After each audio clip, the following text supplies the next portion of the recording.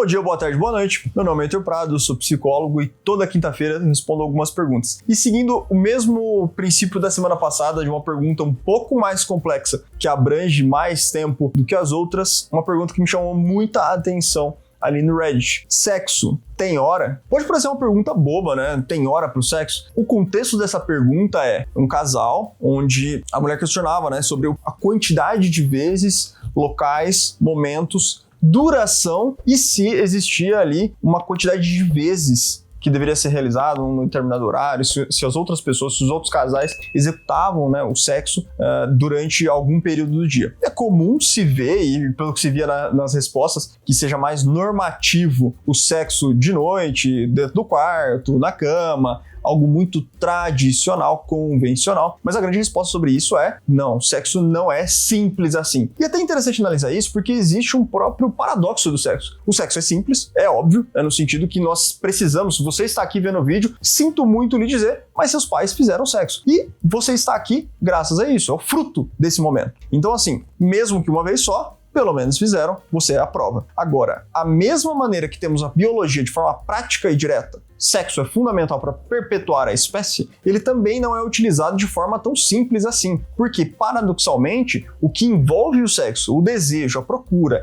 e a própria concepção do que é fazer sexo é algo amplamente discutido, porque depende muito de quem faz. Então, a própria complexidade disso pode ser dividida novamente na terminologia biopsicossocial. Vamos falar um pouquinho de fisiologia? Existem diversos fatores que afetam o desejo, a própria vontade de fazer sexo, a periodicidade, a intensidade que se sente, a dor ou até mesmo a intensidade de prazer que se pode ter. Gandhi uma vez disse que invejava as mulheres pela quantidade de orgasmos que elas poderiam ter, algo que fisiologicamente o homem tem muito mais dificuldade, para não dizer ser incapaz de conseguir realizar. Então assim, a própria fisiologia humana aponta que o sexo é diferente para ambos os sexos. Então tem uma diversidade no que se entende sobre sexualidade. E aqui eu estou abordando bem o contexto que foi apresentado daquele casal, onde a mulher apresentava a questão da frequência e o homem não ligava tanto. Algo que costumariamente nesse grupo controle de um casal heterossexual, o casal ele tende a ser atribuído mais o desejo ao homem do que à mulher. E não necessariamente tudo que eu estou colocando aqui é somente para um casal heterossexual, mas é importante lembrar que eu estou respondendo essa pergunta em específico. Futuramente, outro momento, outras perguntas posso responder sobre outras questões que envolvem outros tipos de casal também, sem problema. Agora, sexo é sexo. Quando a gente fala de fisiologia, é importante analisar que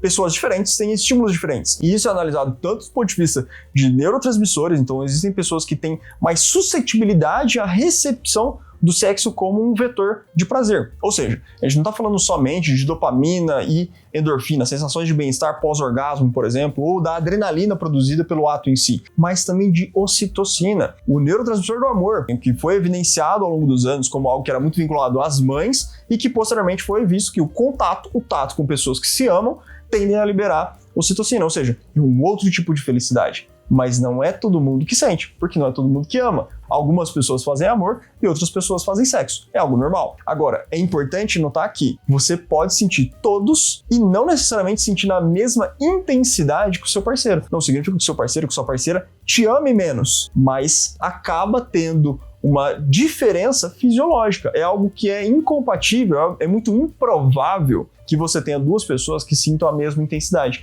Porque, novamente, essa intensidade ela não depende somente do fator fisiológico. Ela tem todo um contexto biopsicossocial. Mas dentro desse fator fisiológico, somente em neurotransmissores temos essa mudança. E, claro, temos também mudanças fisiológicas quanto a genitália em si. Então temos pessoas mais e menos sensíveis. Então, mas o que isso é relevante quanto à hora do sexo? Frequência, permanência, duração, porque sexo não é só penetração, mas muitas vezes quando analisamos o contexto, a primeira coisa que lembramos do sexo é a penetração, por mais que seja uma parte final, que seja um contexto que não abrange o todo. Muitas vezes a gente coloca o sexo como limitado àquele momento em si, quando não é. Quando é um construto. Agora, se no momento da penetração existem mais ou menos terminações nervosas que te levam a ter uma maior ou uma menor sensibilidade, isso afeta o teu sexo.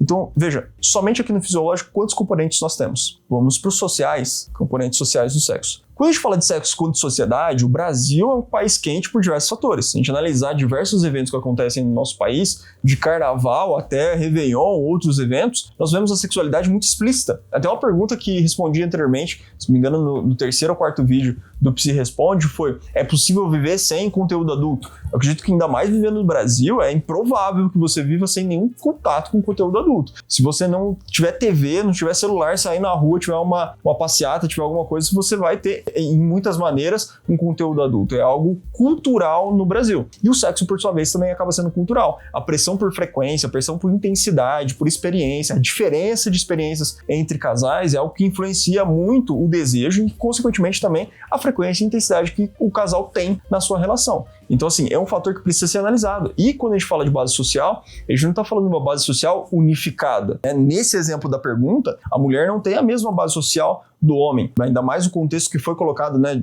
ampliado um pouco ali na questão em si, que veio de um contexto mais religioso, o outro já veio de um contexto mais liberto. Então, assim, só nesse momento a gente já tem dois mundos. É difícil esperar que a probabilidade seja tão grande que o fisiológico ali atrás é equivalente e agora o social também seja. É muito improvável. Mas aí a gente ainda vem para o terceiro fator, fatores psicológicos. Os fatores psicológicos que estão ali dentro do contexto da sexualidade de todos. Então, assim, voltando ao tema da pergunta, por que a gente tem essa temática de ter tempo, de ter um momento? Porque o sexo, ele está psicologicamente vinculado a confirmações. Confirmação de desejo. Então, se tenho sexo, estou desejado. Confirmação de carinho. Se tenho sexo, a pessoa quer estar comigo, quer estar naquele momento de aconchego. Tenho confirmação sexual. Meus amigos fazem muito sexo, minhas amigas fazem muito sexo. Se eu faço também, elas falam que são felizes, logo também sou feliz. Então você tem diversas composições e você tem sua própria história e como você viveu sua história. Porque mesmo que os contextos sociais fossem iguais, a percepção sobre esse contexto é diferente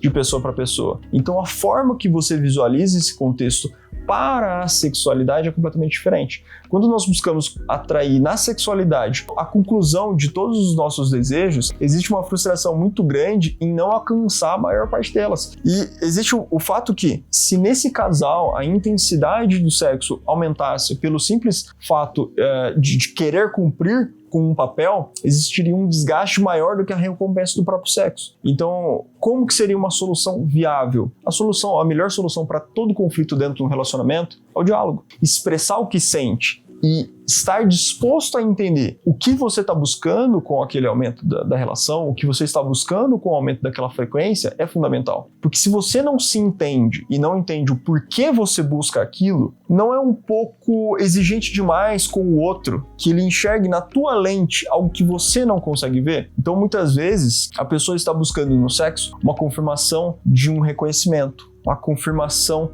de que é mulher, de que é homem o suficiente, quando não vai conseguir isso no sexo. Mesmo que tenha, mesmo que a frequência seja fantástica, mesmo que a intensidade seja maravilhosa, a saciedade daquele objeto não acontece nos 30 minutos, nos 45, 1 hora, 2 horas, 6 horas de sexo. É tanto quanto improvável um casal, mas vamos colocar nessa possibilidade. Então, assim, não é isso que vai definir a saúde do casal. O casal tem que realizar sexo? Olha, a gente precisa colocar um contexto muito claro. Se você está com uma pessoa com a intencionalidade de maximizar intimidade, ter todo um contexto, mesmo que você não busque crescer família, aqui a gente já abrange o sexo para todos os componentes de relacionamento. O sexo em si é, em grande parte, a resposta da pergunta do paradoxo. Ele é simplesmente complexo. Ele tem a capacidade de diferenciar um casal de amigos de um casal que se relaciona. Ao mesmo tempo, não é o único fator que faz um casal ser um casal. Então é importante entender que, por mais que ele seja sim um fator necessário, muitas vezes, porque ele é em alguns momentos sim a comprovação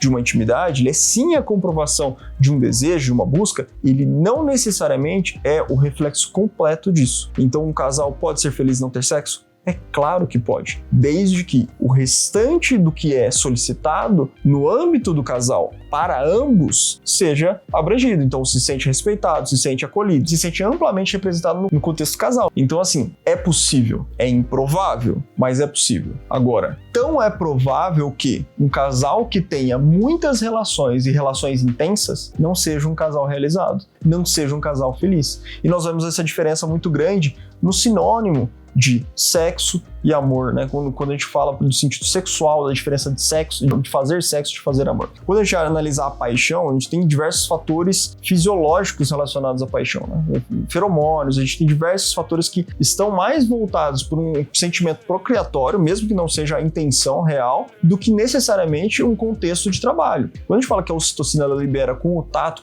com a presença, não é do sexo. Pode ser no abraço, pode ser no carinho. Então, assim, paixão é sexo. Paixão você não vê a pessoa, você não precisa estar com ela. Amor não é sexo. Amor é trabalho. Eventualmente, o sexo vem, mas ele não é o componente fundamental. Não, pelo menos ele não deveria ser. Se o sexo está como um ponto crucial, é porque existem outros pontos que não foram abordados, seja pela coragem de serem abordados, ou seja pela falta realmente de subsídios de expressar isso ao outro. Então cabe mais o diálogo do que o sexo nesse casal.